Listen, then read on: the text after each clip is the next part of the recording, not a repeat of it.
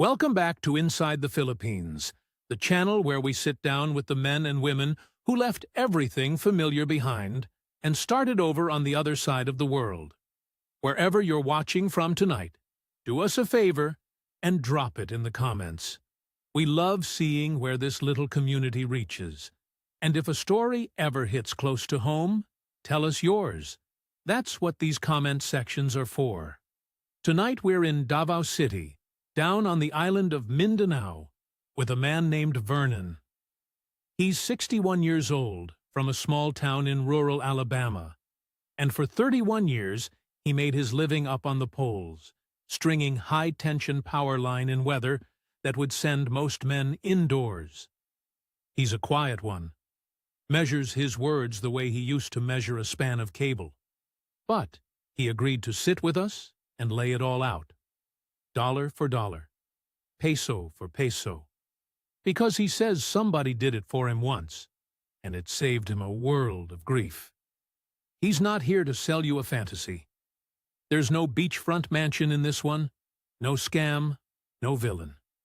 Just a widower with a ledger and a hard question. Can a regular man on a regular pension actually build a decent life out here?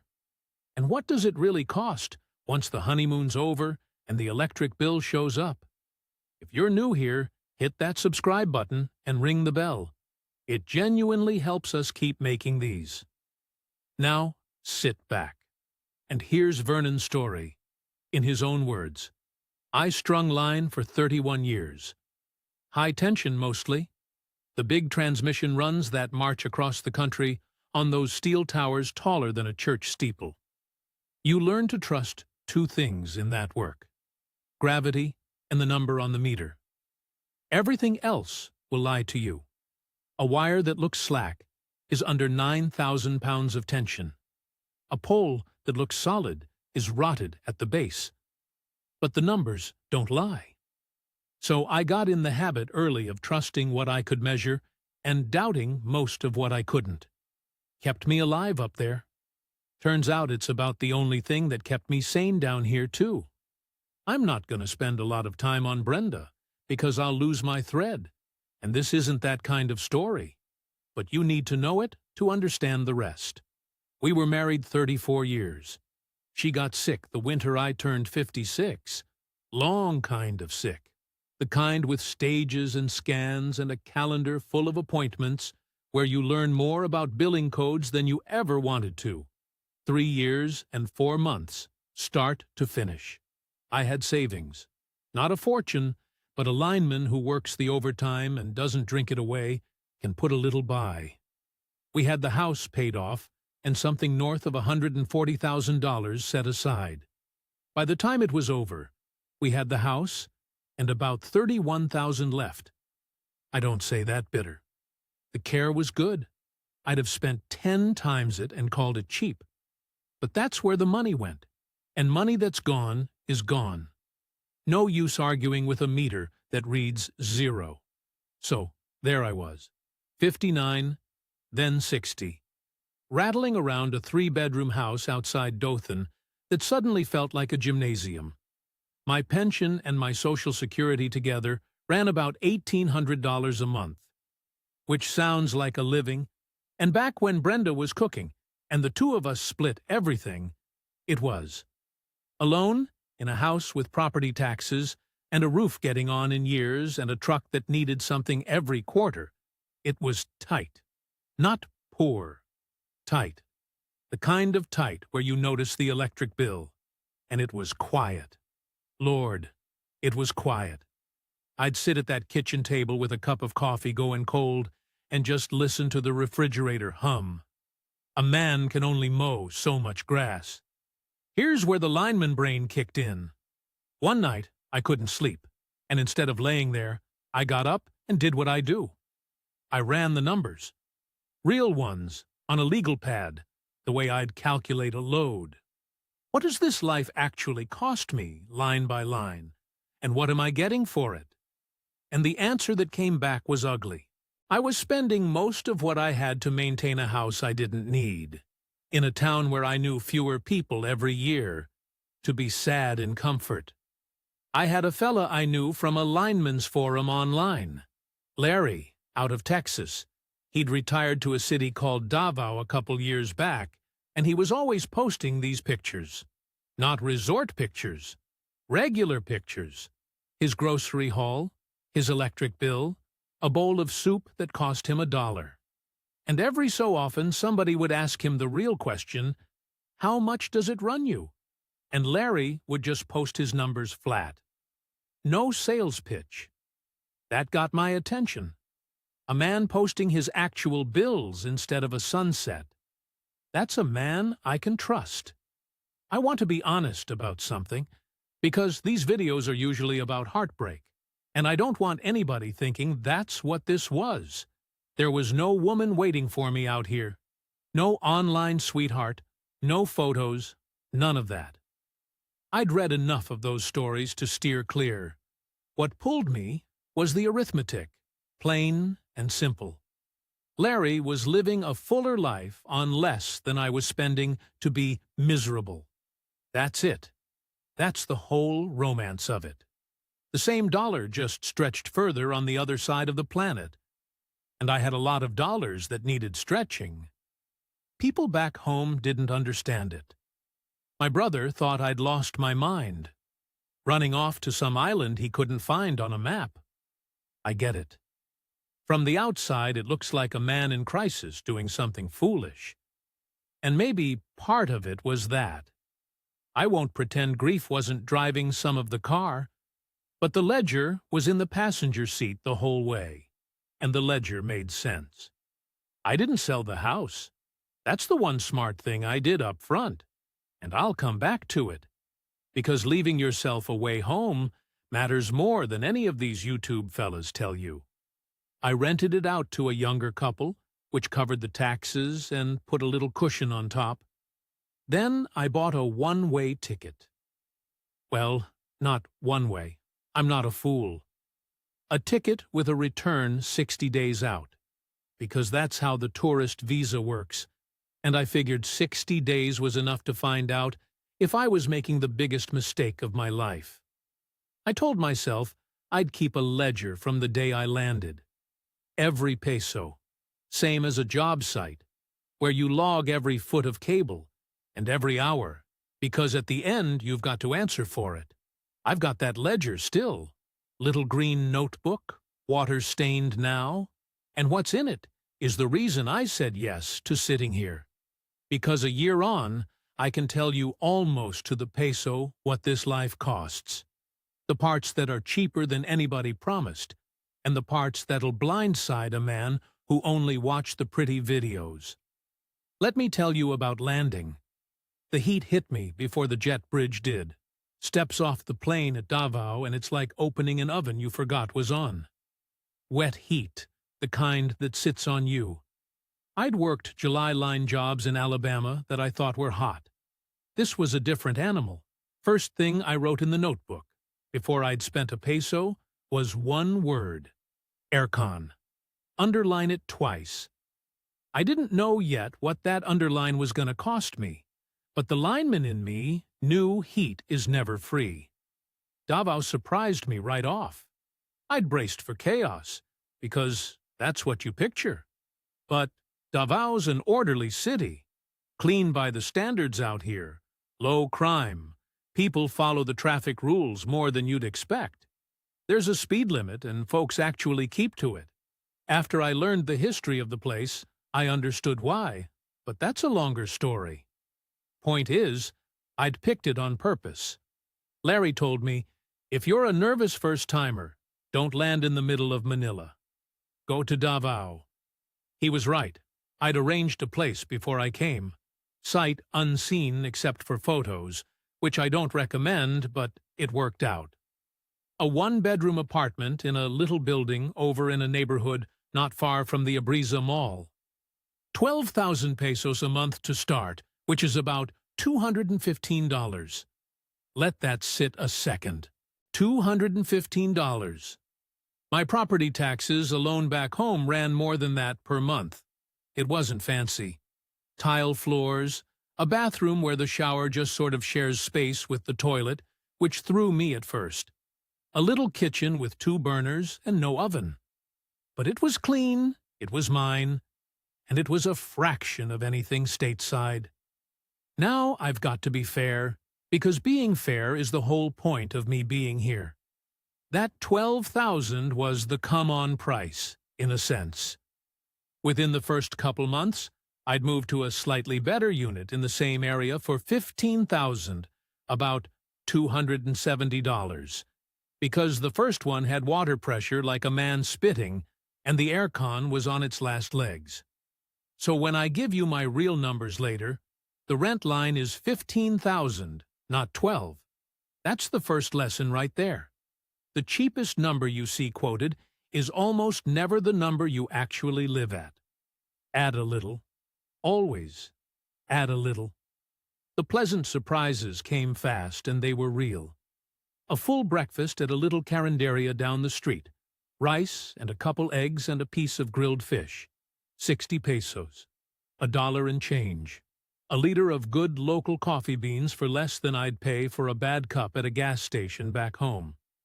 I got my hair cut the first week, a proper barber, hot towel and all, for 100 pesos. Under $2. I sat in that chair and near about laughed. I'd been paying $22 plus tip in Dothan to a fella who talked the whole time. The jeepney was my first real adventure.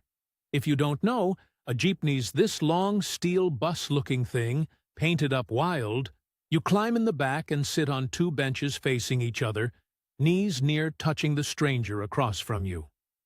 You pass your fare up hand to the driver, and your change comes back the same way, through 6 sets of hands, and it always comes back right.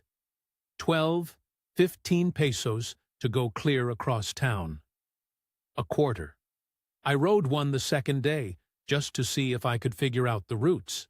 Got hopelessly lost, ended up somewhere out toward the wharf, and paid a grand total of maybe 30 pesos for the privilege of a 2-hour misadventure.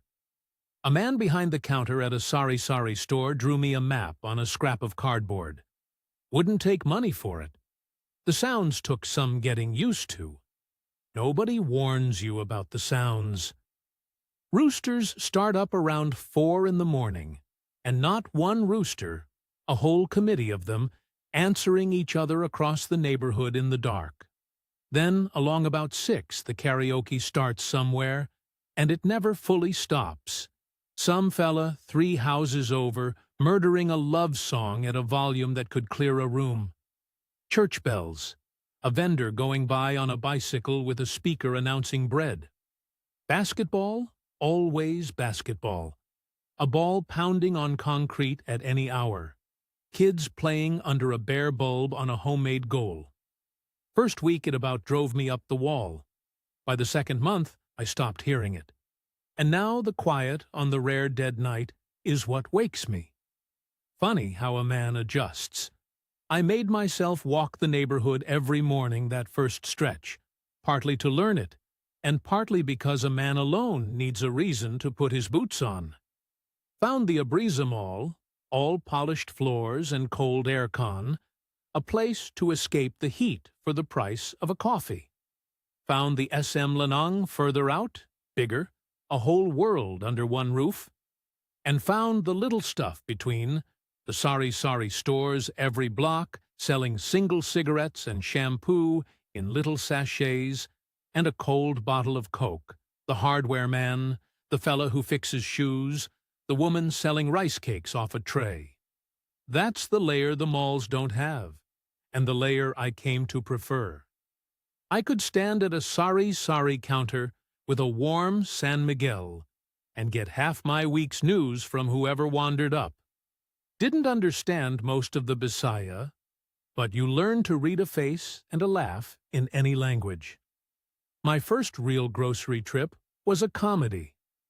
I went into the SM grocery like an American, filling a cart on instinct, and about had a stroke at the register when the imported stuff rang up. Then I did the smart thing and watched what the locals put in their carts, and I copied them. Rice, eggs, fish, the local coffee, vegetables I couldn't name, A bar of soap that cost near nothing. Walked out for a third of what my instinct cart would have cost. I bought a little rice cooker that same day for a few hundred pesos. Best money I've spent out here. And I ate rice with damn near everything from then on. Same as everybody else. Then the first electric bill came, and I want you to remember what I wrote at the airport. I'd been running that aircon in the bedroom every night, because I physically could not sleep in that heat. Ran a couple fans besides. Felt reasonable. I'm one man in a small apartment. How much could it be? Bill came to about 6,000 pesos that first full month. $108. Now that's not a fortune, I hear you. But it was double what I'd budgeted, and it was the single biggest surprise of my early months. Electricity out here is expensive. Not cheap country, cheap. The rate per kilowatt hour is higher than a lot of the states. And aircon is a glutton. That's the thing nobody in those retirement videos tells you, because they film in December, and the ceiling fan looks so breezy and native. They don't show you the July bill. I underlined the word aircon at the airport on instinct. Turns out instinct was reading the meter before the meter existed. So my first month taught me the shape of the whole year. Some things absurdly cheap, cheaper than I'd dared hope, and a couple things that'll reach right into your pocket if you're not watching. The trick, same as up on the line, is knowing which is which before it bites you. Let me walk you through the real monthly numbers, because that's what you came for. And it's what I'd have wanted somebody to hand me straight. Rent, we said, 15,000 pesos. $270 for a clean one-bedroom in a decent part of Davao. Walkable to a good mall. You can pay less. Folks live fine on 8 or 10,000 further out. You can pay a lot more if you want a fancy high-rise condo with a pool. 25, 30,000. I landed in the middle on purpose. I wanted quiet, safe, and close enough to walk to a grocery. And 15 bought me that. Food's where the peso really shows off, but only if you eat like you live here instead of like you're on vacation from home. I learned to shop the Bancarohan market for produce and the wet market for fish, and I learned to cook the local way on those two little burners. A kilo of good bananas for 40 pesos, a whole fresh fish, tilapia or bangus, for a couple hundred, rice by the sack. Vegetables so cheap it near embarrassed me. I eat better here, honestly. More fish and fruit and less fried garbage, and my grocery run for a week might come to 800 pesos if I'm cooking. Over a month, all in, cooking most meals and eating out cheap the rest, I run about 10,000 pesos on food. $180 to feed a grown man for a month. I about fell over the first time I tallied it. Let me put a real market run in front of you so it's not just a number. Saturday morning, Bancarohan. It's a proper wet market. Loud, wet underfoot. Smells of fish and cut fruit and diesel from the jeepneys idling outside. I go early, before the heat. A kilo of tilapia, still flapping when they weigh it. 160 pesos.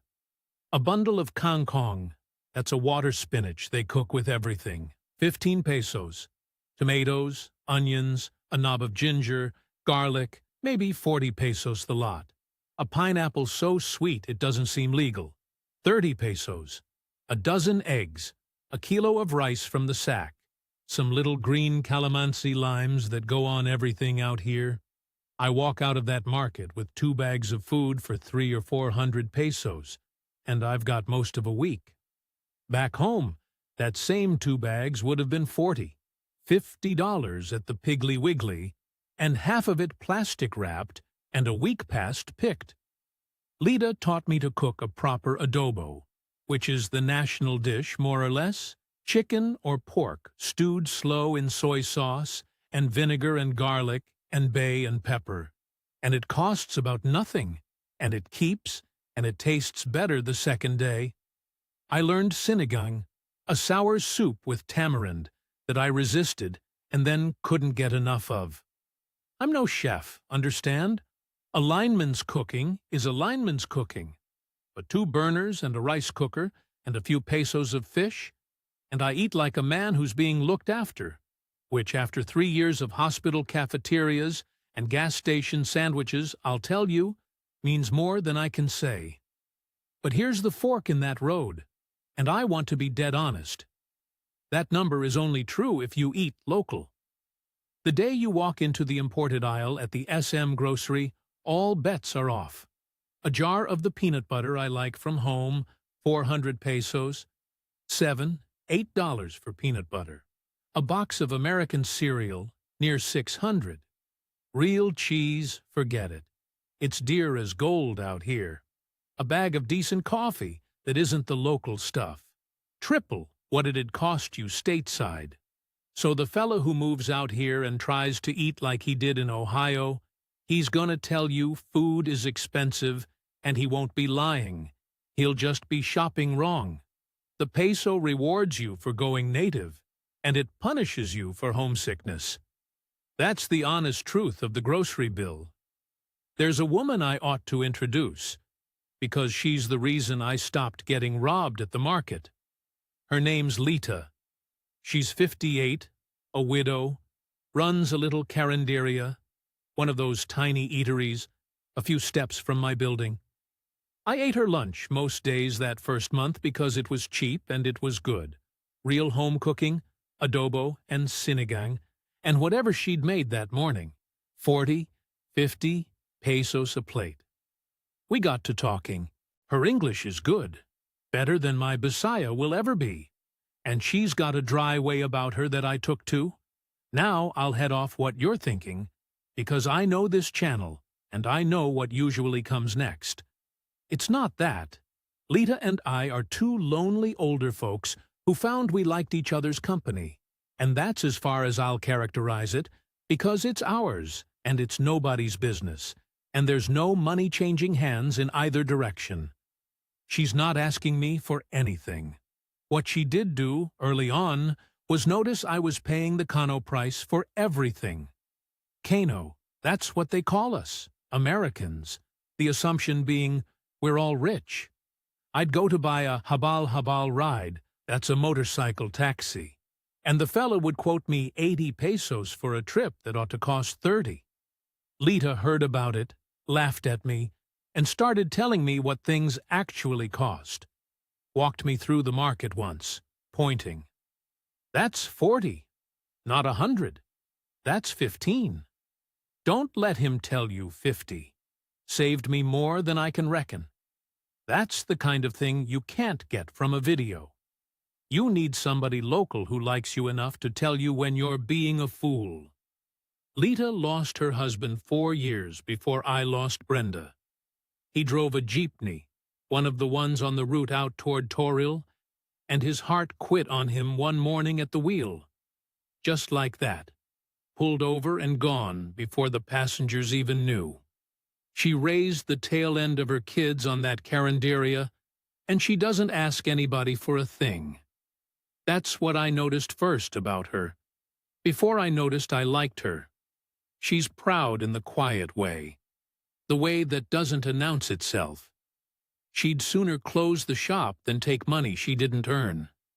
In a place where a fair number of folks look at a gray-haired American and see a walking remittance, that squared her to me in a way I trusted. We fell into a routine without deciding to. I'd take my lunch at her place, sit at the end of the little counter out of the way of the paying customers, and we'd talk when it was slow. She'd correct my Bisaya and laugh at my accent, which apparently makes the simplest words sound like I'm chewing a bee. Some evenings after she closes up, we'll walk down to the water at the marina, or sit on my little balcony where it's cooler, and split a coupled San Miguel's and not say much at all. That's the part 1/500 forgotten a person could have. The not saying much with somebody? Brenda and I could go a whole evening on the porch, and 3 sentences, and it was the fullest quiet in the world. I didn't think I'd feel a version of that again. I'm not saying it's the same. Nothing's the same, but it's not nothing. And at my age you learn, nothing is a great deal. I'll say once more, plain, so there's no confusion for the fellow watching who's braced for the twist. There's no money in it. She's never asked, and I've never offered, and if I did, I expect she'd throw me out of her carinderia. It's two widowed people keeping the loneliness off each other. That's all it is, and it's plenty. The other line in my budget that surprised me, in a good way, was help. Back home, the idea of paying somebody to do your wash would have struck me as putting on airs. Out here, it's just how it works, and it's cheap enough that not doing it is the strange choice. I've got a lavandera, a laundry lady, who comes and takes my wash and brings it back clean and folded and smelling better than I ever managed. Twice a week. Costs me about 2,500 pesos a month. $45. She's raising 2 kids on that kind of work, and I'm glad to pay it. And I tip her at Christmas. Some expats get a full-time helper who cleans and cooks for $6,000–7,000 a month. I didn't want a stranger in my place all day, so I keep it to the laundry. But the point stands. Labor's the thing that's genuinely, deeply cheaper here, and it changes how a modest life feels. I live better than my pension would ever buy me in Alabama, and the reason is the price of an hour of somebody's time. Now about that pension, and the part where one don't just live on it. My pension and Social Security run about 100,000 pesos a month once it's converted. $1,800 give or take, depending how the exchange rate's feeling that week. And exchange rate matters, it moves, and a man ought to watch it. But $1,800 alone would have made this comfortable, but not easy. So I do a thing that a lot of these retirement fellas are too proud to mention. I work. I teach English online at night, to students over in Korea and Japan mostly, through one of the tutoring platforms. The night timing works perfect. Their morning is my evening. A lineman with a plain voice and a lot of patience, turns out, makes a passable English teacher. I sit at my little table with a headset and a lamp and the fan going, and I walk somebody through a paragraph, correct their TH sounds, ask them about their weekend so they'll practice talking. I've got regulars now. A businessman in Osaka who wants to sound sharp for his overseas calls. A shy girl in Seoul studying for some exam, 16 years old, works harder than I ever did in school. A nurse who's fixing to move to Canada and needs her English up to snuff. I never taught a thing in my life before this, unless you count breaking in green apprentices on the line. And maybe that counts more than I thought, because it's the same job really. Take somebody nervous and make them a little braver one step at a time. Some nights it's a grind and I'd rather be asleep. But I'll be honest, it does something for a man to be useful again. $20 an evening, and a sense that somebody across the world is a hair better off for me having sat down. It brings in another $400–450 a month, call it 25,000 pesos. And that money is what pays for the extras and, more important, rebuilds the cushion. I'll get to why the cushion is the whole ballgame. A word on how the money actually moves, because that trips people up too. My pension and my Social Security land in my American bank, same as always. I don't have them sent here. What I do is pull cash from an ATM as I need it, and I watch the exchange rate like I used to watch the weather before a climb. Because it swings, and the swing is real money. When the peso's weak against the dollar, my whole life gets a raise without me lifting a finger. And when it's strong, it pinches. Over a year it's evened out around the rate I planned on, but a man ought to keep an eye on it and not assume. For the little day-to-day, I use Gcash, which is a phone wallet damn near everybody here runs on, pay the electric with it, buy my load with it, send Lita's nephew a few pesos for running an errand. Took me a minute to trust putting money in a phone. Now I hardly carry cash for the small stuff. The one hard rule I keep is I never let my whole life live in one place. Money in the American bank, some in a local account, cash in the apartment for the deposit fund. 3 baskets. A lineman learns redundancy, or a lineman doesn't retire. Now, let me tell you about the expats, because they're their own weather system, and you'll meet them the day you land. There's a certain kind of bar in every one of these cities, and Davao's got its share, where the gray-haired foreign fellas gather to drink San Miguel in the afternoon and complain. I sat with them a few times early on, because a new man is lonesome and they wave you over. And you'll hear 2 kinds of talk at that table, and learning to tell them apart is worth more than any budget. There's the bitter ones. The place robbed them, the women robbed them, the government's crooked, the whole country's out to fleece a white man, and some of them got genuinely burned. I don't doubt it. There's real heartbreak in this town, but you sit long enough and you notice a pattern. The bitter ones, near everyone, did the thing they're warning you against. Sent the money before they came. Bought the land in a girlfriend's name. Locked up their nest egg in something they couldn't unlock. Bet the whole pension on a feeling. The country didn't rob them. Their own bad arithmetic did, and it's easier to blame a country than a mirror.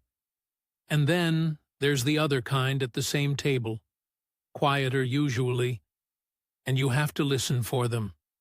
The ones who did it careful, kept their money their own, took their time, learned the prices, built a life instead of buying a fantasy. Those are the ones worth a beer. One of them, a Canadian named Doug, retired school teacher, gave me the single best piece of advice I got out here. He said, "Treat your first year like a job you're getting paid to learn. Don't buy anything you can't walk away from. Don't promise anybody anything. Just keep your ledger and watch." I did exactly that, and it's most of why I'm sitting here content instead of at that bar complaining. You get to choose which fella at that table you're going to become. Most of them forgot they had a choice. But first, I've got to tell you about the 2 bills that separate the men who make it out here from the men who go home broke and bitter. The aircon and the visa.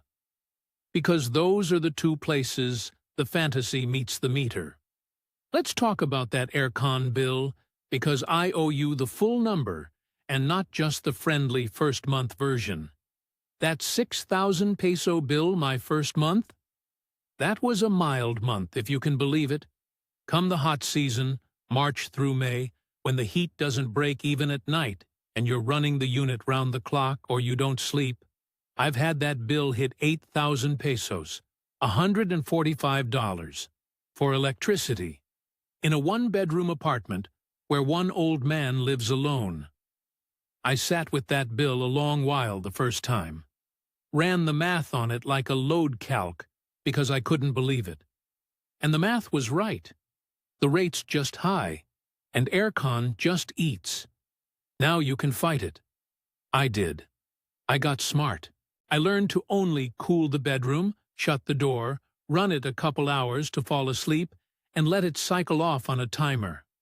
I use the ceiling fan and the standing fan as the first line, and the aircon as the last resort. I bought an inverter unit, which sips less than the old clunker did. Got my average down to maybe 5,000 a month across the whole year, $90, spiking in the hot months, and dropping in the wet season when it's cool enough some nights to leave it off. But I want the fella watching this to hear me clear. If you run aircon like an American, 24 hours at 70 degrees because you can, you will pay $200 a month for the privilege, and you will be shocked, and you will make a video complaining that the Philippines isn't cheap. It's cheap. Your thermostat isn't. those are different things. Water, by contrast, is a joke. It's so cheap. My water bill runs about 400 pesos a month. $7. Cooking gas is a little tank of LPG I swap out. Works out to maybe 200 pesos a month spread out. Home internet, the fiber, that's a real one, about 1,700 pesos, $30, and worth every centavo because it's how I earn my teaching money. So I pay for the good plan and don't complain. Then there's the phone and the whole prepaid life, which is its own education. Back home, I had a contract. Auto pay. Never thought about it. Out here, damn near everybody's on prepaid, what they call load. You buy load in little increments, 30 pesos here, 100 there, from the sari-sari store or off an app, and it buys you data and calls and texts. There's promos, this many gigs for this many days, and you learn to game them. It threw me at first, this idea of your phone running dry mid-month like a gas tank. But once you get the rhythm, it's cheap as anything. I spend maybe 1,000 pesos a month, $18 on load, and I've got more data than I use. No contract, no credit check, no 2-year commitment. Just top it up when it runs low. I've come to prefer it, truth be told. Transport, I've mostly covered. Jeepneys for pennies, the hobble-hobble when I'm in a hurry or it's raining, a grab car when I've got groceries or it's really coming down. I don't own a vehicle, and I don't want one. Between the jeepney and the motorcycle taxis and the occasional grab, I spend maybe 2,000 pesos a month getting around, $36. In Alabama, my truck cost me that much in a long weekend just in gas, and it was always wanting a new something. Not owning a vehicle out here is the quiet luxury nobody talks about. No insurance, no registration, no repairs, no depreciation sitting in the driveway. Just a fistful of coins for the jeepney. Now the visa. Pay attention here because this is where the arithmetic gets real and where a lot of dreamers trip. I came on a tourist visa, 30 days to start, and then you extend it. And you can keep extending it, out here, for up to about 3 years before you have to leave the country and reset the clock. Each extension costs money, and it stacks up. There's the extension fee, and past a certain point, they tack on an ACR card, this ID card for foreigners, and an express fee if you don't want to sit at the Bureau of Immigration all day, which, believe me, you don't. Add it all up across a year of extensions, and I spend somewhere around 30,000 pesos annually just to legally stay. $540 a year to keep my status square. That comes out to about 2,500 pesos a month if you spread it. And I do spread it in my ledger because that's honest accounting, even though it comes in lumps. The alternative everybody brings up is the SRRV. That's the retirement visa. Permanent residency. No more extension runs. You're settled. Sounds great. But here's the catch they gloss over. It requires a deposit parked in a Philippine bank. For a man my age, it's something like $10,000, and depending on the version and whether you've got a pension, it varies, but you're looking at parking a real chunk of money in a bank here where it just sits. Now, for a rich retiree, that's nothing. Park 20 grand, get your permanent status, done.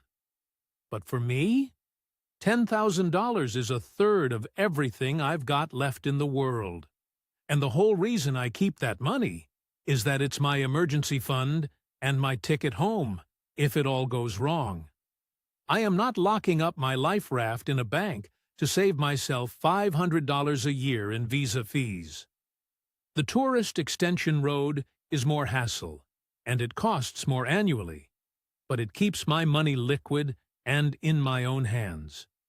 For a man of means, the SRRV's the smart play.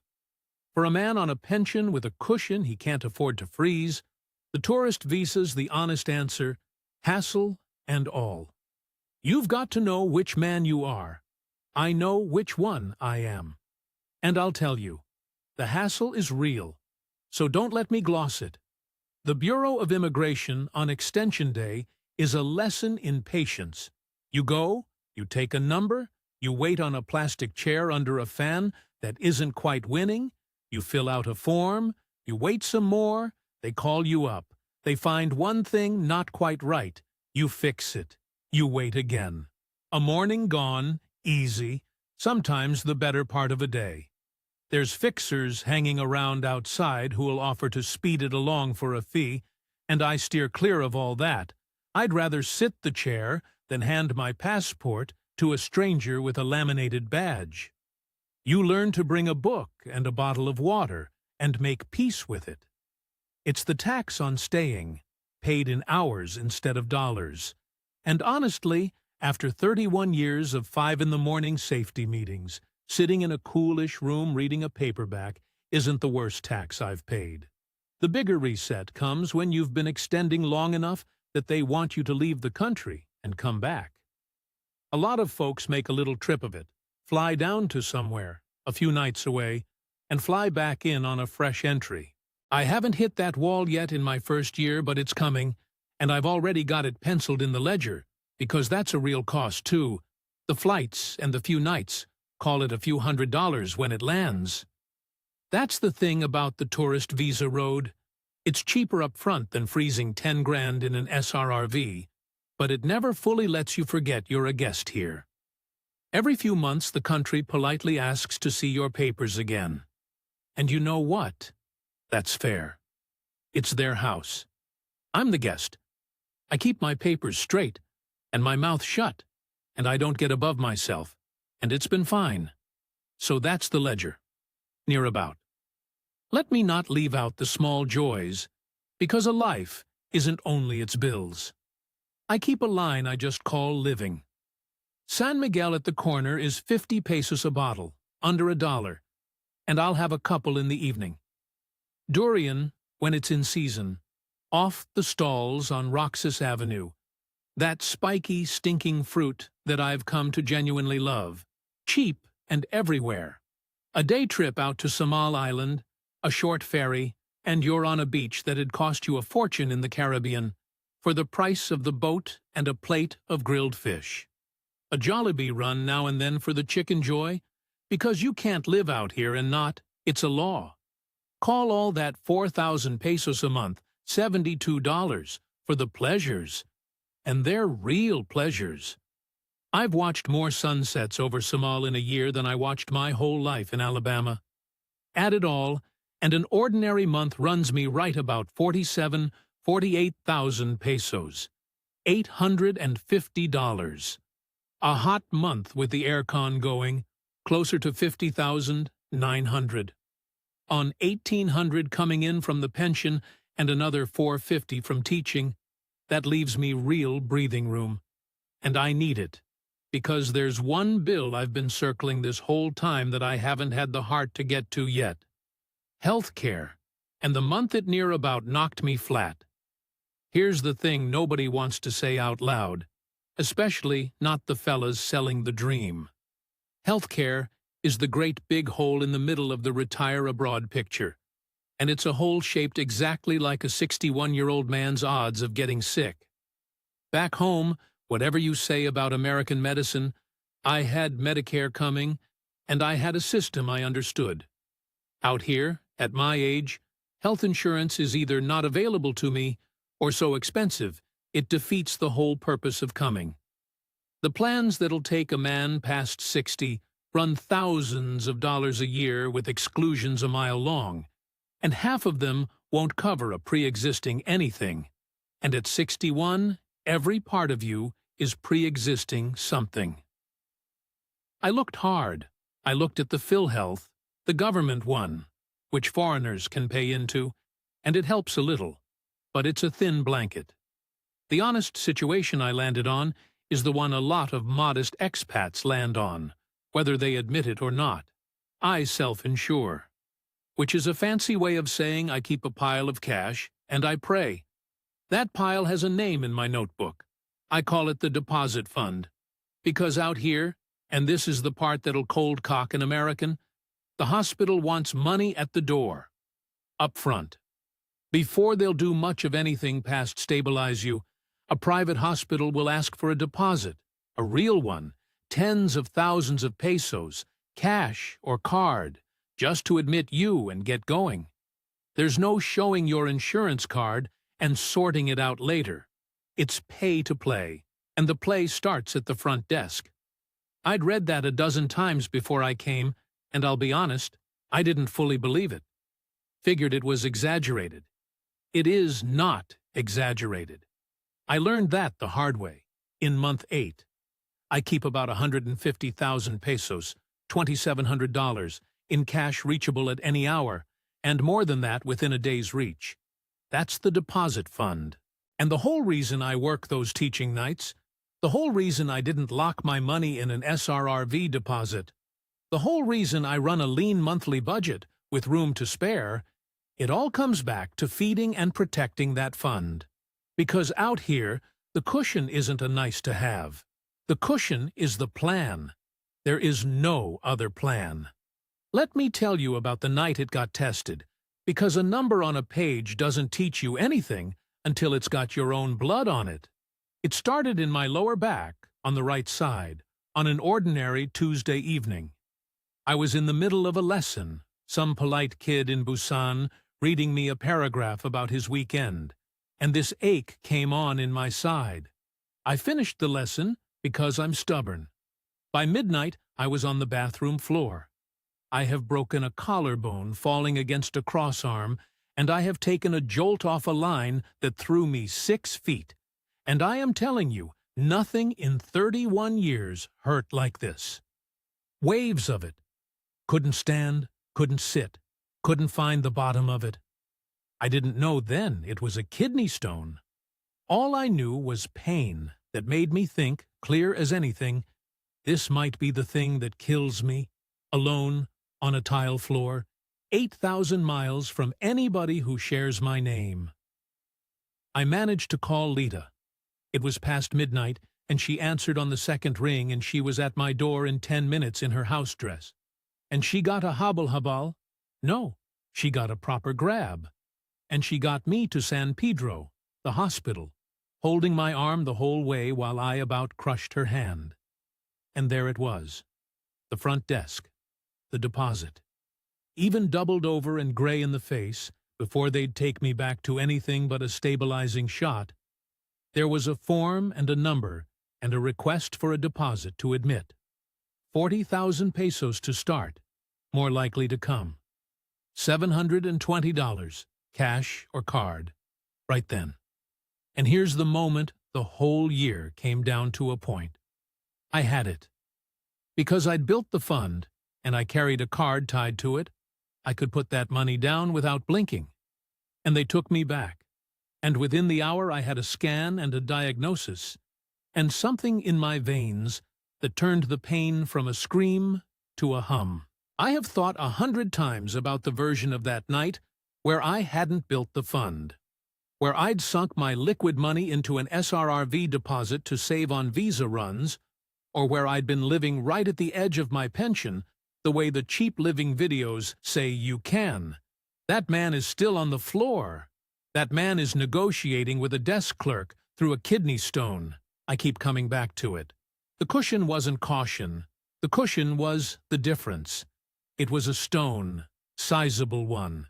They kept me a couple of nights, ran the scans, managed the pain, discussed a procedure that in the end I didn't need because the thing passed on its own, which if you've been through it, you know is its own special afternoon. The care itself, I want to say clearly, was good. The doctors trained well, spoke fine English, took their time.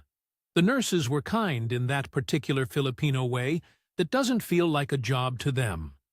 I shared a room with a Filipino fella about my age in for his gallbladder, and his whole family came and near about moved in, aunties and grandkids and food in stacked metal containers, and they folded me right into it, passed me a share of whatever they'd brought like I was one of theirs. I lay there with a stone in my kidney and a plate of some auntie's pancit on my chest, laughing at a joke I only half understood, and thought, well, there's worse ways to be sick far from home. The building wasn't shiny, the equipment wasn't the newest, but the hands were good and the hearts were better, and I've had colder care in fancier hospitals. The paperwork was its own trial. The PhilHealth, the government insurance I'd paid into, does knock something off your bill, but you earn it in forms and stamps and lines, and somebody sending you back for one more photocopy of one more document. I spent a good chunk of a morning shuffling between windows in a fog of painkillers, and in the end, it took a few thousand pesos off 80-some, which is better than a poke in the eye, but it's no safety net. Anybody moving out here thinking PhilHealth is like the coverage back home is going to get an education. It's a discount, not a shield. The shield is the cash in the drawer at home, same as I keep telling you. When the bill came, the full freight, it ran to about 85,000 pesos all told, $1,530. The 2 nights, the scans, the medicine, the specialist, the deposit rolled in.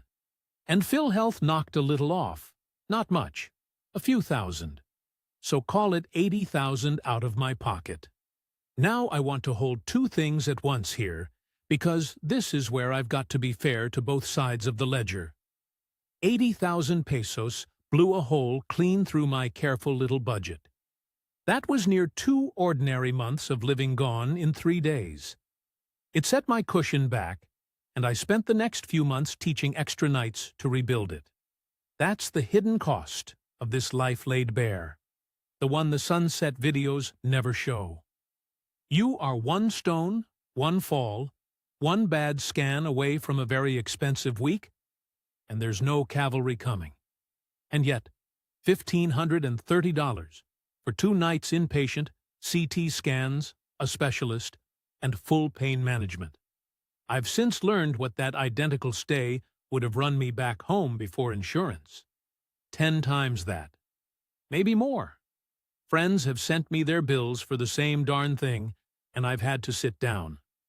So even my disaster, my worst financial night in the Philippines, the thing that blew my budget to pieces, was a fraction of what the same night would have cost in Alabama. Both things are true. It was ruinously expensive by my Davao budget, and it was cheap by American standards. Hold both. That's the only honest way to see it. What that week taught me wasn't don't come. It was the cushion is the price of admission, so stop pretending you can skip it. Every dollar I'd put toward that fund instead of a fancier apartment or a locked-up visa deposit, every teaching night that felt like a grind, all of it earned out in 1 shot on a bathroom floor. The lineman in me should have known. You don't climb without the gear even on the day nothing goes wrong. The gear is for the day something does. Lita sat in that hospital with me both nights. Didn't have to. Brought me real food, because hospital food's the same sad business the world over. We didn't make a big thing of it, and we still don't. But I'll say this, the cheapest and the most valuable thing I found out here turned out to be the same thing, and it doesn't show up on any ledger. It's having 1 person who'll pick up the phone at midnight. You can't budget for that. You can only be lucky enough to earn it. Let me give you the bottom line, the way I'd have wanted it handed to me straight, and then I'll get out of your way. Here's my month. 1 plain tally, no fudging. Rent, 15,000 pesos. Electric, 5,000 on average, and brace for 8 in the hot months. Water, 400. Cooking gas, 200. Internet, 1,700. Phone load, 1,000. Food, 10,000 if you cook local, double it if you shop homesick. Laundry lady, 2,500. Transport, 2,000. Visa, 2,500 spread out. The living money, the beer, and the durian, and the SAML trips, 4,000. And the line that matters most, 3,000 a month socked away into the deposit fund, because that fund is the whole game. Add it up, and you're at 48,000 pesos in an ordinary month. $850. Call it $10,000, $11,000 a year to live decent, plus that big cushion sitting behind it that you hope you never touch and had better have anyway. Now here's what nobody tells you, boiled down. The $500 a month paradise is a lie, or close to it, for anybody who runs aircon and might get sick, which is to say, for anybody honest. But $850, $900 a month for a clean apartment, good food, help with the wash, a life with sun and fruit, and a beach on the weekend and your dignity intact, that is true, and I'm living proof of it. The cheap things are cheaper than you'd believe, food and labor, and transport and rent.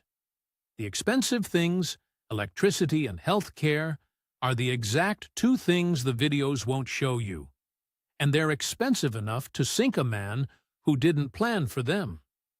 The gap between the fantasy and the truth isn't a scam. It's an electric bill and a hospital deposit. Budget for those two, and the dream's mostly real.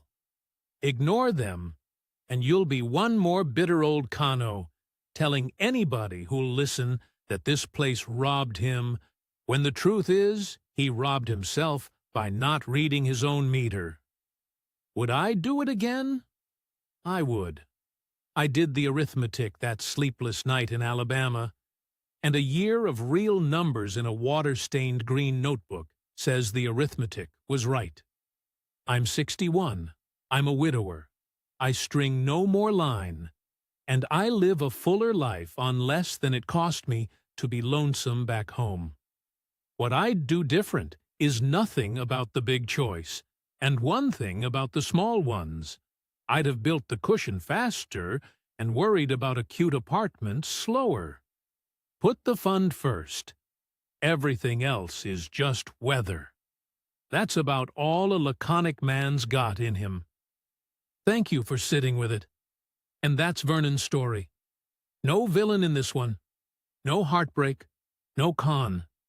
Just a man who trusted what he could measure, kept an honest ledger, and found that a modest life can stretch a lot further and hold a lot more sun than the one he left, so long as he respected the two bills that bite. We'll take that lesson from him and be grateful he laid it out so plain. Most folks won't tell you the real numbers. Vernon did. If his story moved something in you, or if you're out here doing the same math at your own kitchen table tonight, tell us in the comments. Tell us where you're watching from. And if you're weighing a leap of your own, remember what he said. Read your own meter and build the cushion first. We read every one of your stories, and we're honored you keep bringing them to us. Until next time, take care of yourselves, watch your budget, and we'll see you again right here on Inside the Philippines.